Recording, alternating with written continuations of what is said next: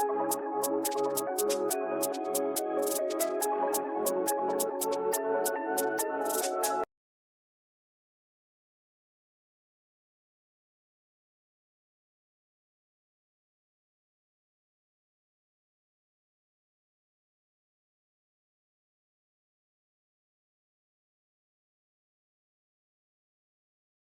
hot summer's day morning, James Fox awoke. He heard his father outside in the back shed. James felt sweaty and decided to take a shower. Like his father, he wanted to work underground in sewer maintenance.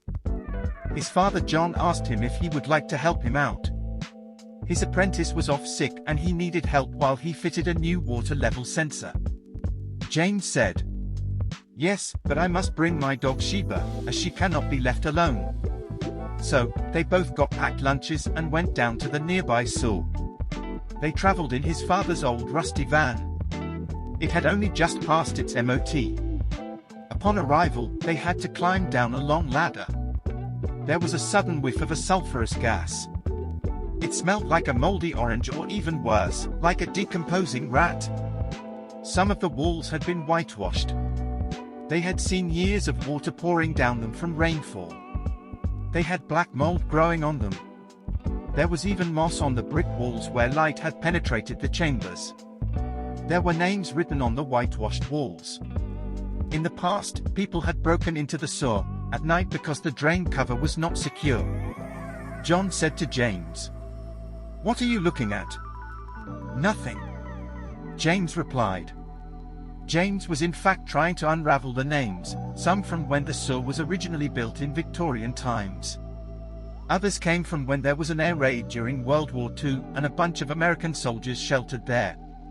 While his father was trying to fit the new water level sensor, a strange whistle was heard in the distance.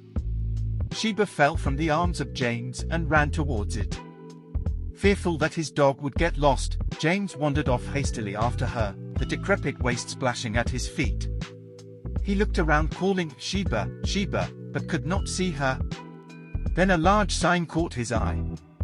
It said, "Danger, no entry." It was placed there for a reason. He ignored the sign and ventured forth. However, blinded by the darkness, he tripped on a loose brick and sprained his ankle. He cut his trainers off to release the pain. His father was working hard in the distance. He called out to him but slipped down a shaft about 6 feet 6 inches deep. The use of his father's tools could be heard. They sounded like a set of keys rattling in a metal tin. They went click, bang, wallop. Then to his surprise, he looked back, and a huge gush of brown discolored water emptied into the shaft and partially engulfed him. It smelled bad and was, of course, full of raw sewage. James called out for help, but because his father was wearing earplugs, he could not hear him. He held his head in his hands. How would he be saved? Where had Sheba gone?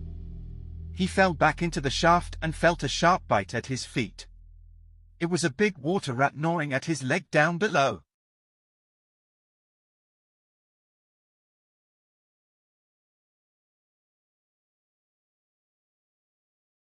The unfortunate demise of James falling into the shaft sounded like a giant sea wave had just hit a rock on the coast of Cornwall in cold, stormy weather. Meanwhile, his father continued to work and was unaware of what had happened to his son James. He asked James, "Can you pass us the wrench?" But there was no reply. He asked again in a firmer, more pronounced voice, "Can you pass us the wrench, please?" However, there was still no answer. So John turned around and to his deep frustration realized that his son James had gone exploring the dark tunnel of the sewer when he was supposed to be helping him. He was left to work alone. He got worried by this and shouted, "James, where are you?" But there was still no answer, only the echo of his voice could be heard in the distance. He, therefore, decided to safely put down his tools and go into the tunnel and look for him. As he left his work site, he accidentally hit a water pipe. Angered, he exclaimed, "Damn!" John hunted the tunnel for any evidence that might lead to his whereabouts. Suddenly, the ground shook and he became disorientated. There had been a tremor in the area that was just like the one that had hit Market Raisin in Great Britain in 2008. It is unusual for the area to have tremors, but it does happen. A sewer wall collapsed in front of him. There was dust everywhere. Coughing out loud, he fell to the ground and badly bruised his knee. He shouted out in pain. He held his knee, but knowing that he must find his son, pushed himself on. He grabbed his torch, but there was no light. He had dropped it when he fell. Luckily, he had some spare batteries in his pocket and was able to feel them to replace them. The torch had suffered some damage to its casing, but thankfully, it worked. He ventured on, moving a pile of bricks out of his way as he pushed deeper into the dark and eerie chamber of the sewer.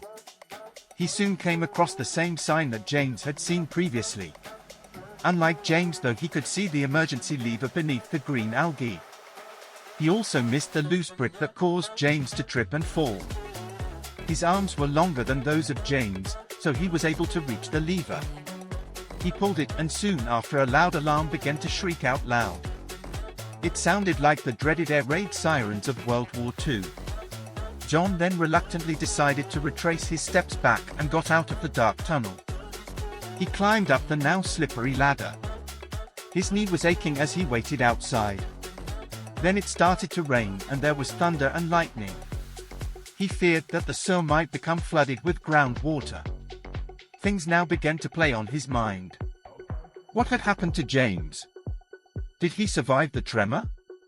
Did his dog Sheba? He fell down and prayed on the grass.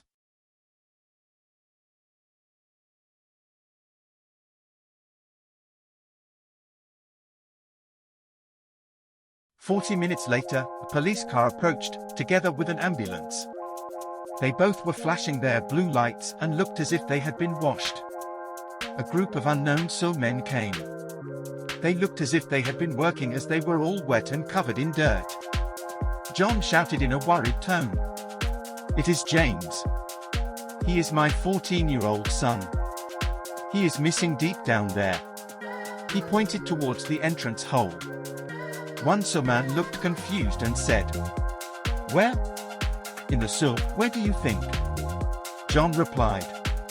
A police officer came forward. He had a freshly cut beard. He said abruptly, 'Where did you lose him?' 'I did not. He walked off.' John replied. All forces grouped together and started a search party. A local man called Christopher approached and said, 'I have an old map of the sewers dating from Victorian times. It is old but still relevant.' John grabbed the map and highlighted the area where James had gone missing. Christopher said that this was a dangerous area where some builders had lost their lives due to a wall collapse many years back. 'It is a dangerous area. It is probably haunted,' he joked. That worried John, and so upon hearing this, the 4 sewer men climbed down into the sewer. They were like ants running out of danger. They split up. John got in too. The police officers looked everywhere outside for exits. Suddenly, a huge rat jumped out of a hole in the ground. A female police officer jumped. Then one of the others said, 'What is wrong?' 'Nothing,' she said. Christopher climbed down later. He saw a wallet. James dropped it when he used his penknife to remove his trainers. All of them searched for about 6 hours until about 20 past 8 late evening. Then John saw the same sign that James had seen. It said, 'Danger, no entry.' Now he had an idea. James enjoyed exploring lost and dangerous areas. He had recently completed a school project on lost coal mines.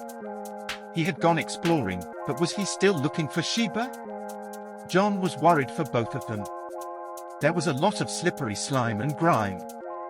He did not realize James had slipped into a shaft. He remembered the time when James got lost in the woods when he was 7. As now, that caused him to panic too.